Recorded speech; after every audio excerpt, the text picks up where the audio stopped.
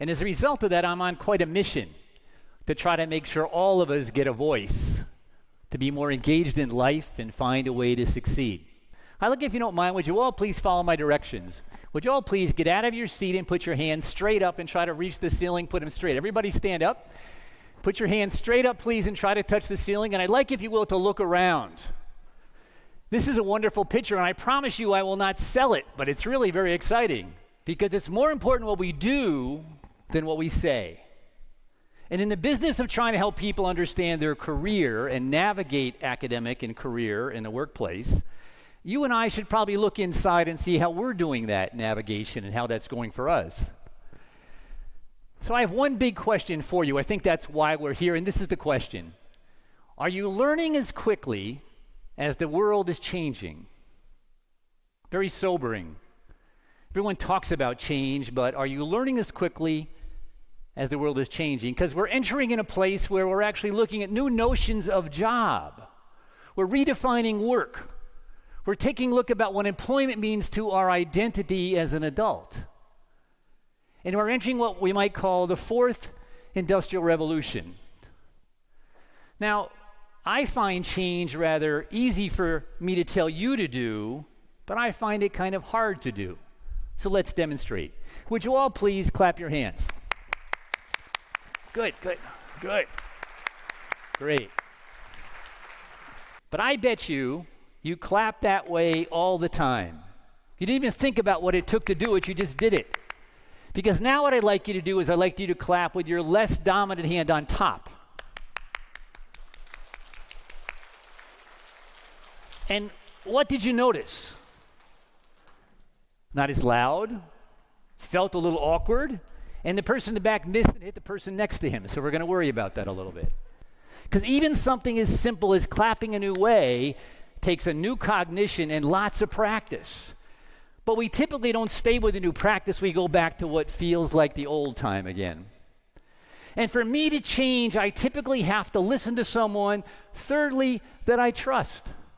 So when you try to help me as an adult to change, if I don't trust you, I'm probably not going to practice anything new. I'm going to make one recommendation, and I'm going to give you access to 4 tools that I think you can use tomorrow. This is the recommendation.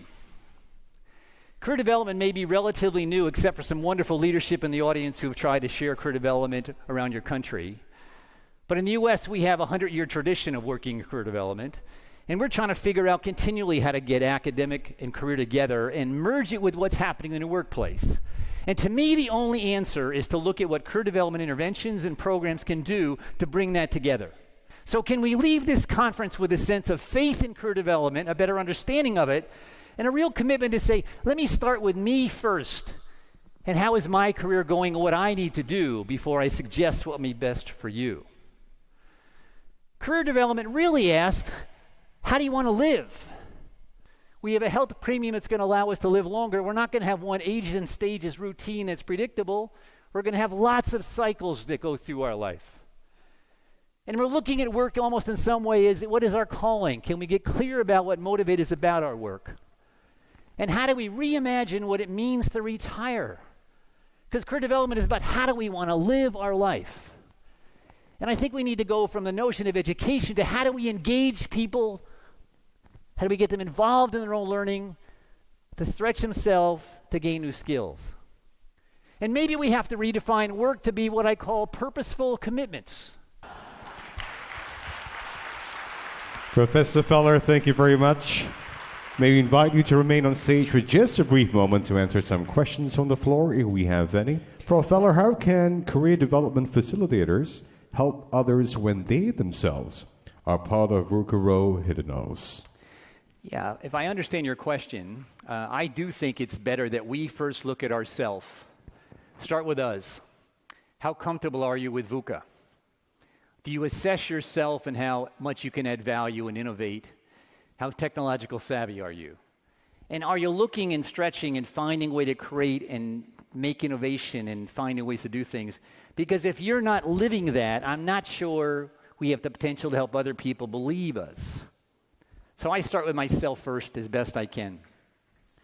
And career development facilitators and all the wonderful people trying to make work happen, Start finding a new group of people if you need to, because I believe your career equals your 5 current best friends. I had to get some new cognition, some new idea gets into my head that tells me something is different.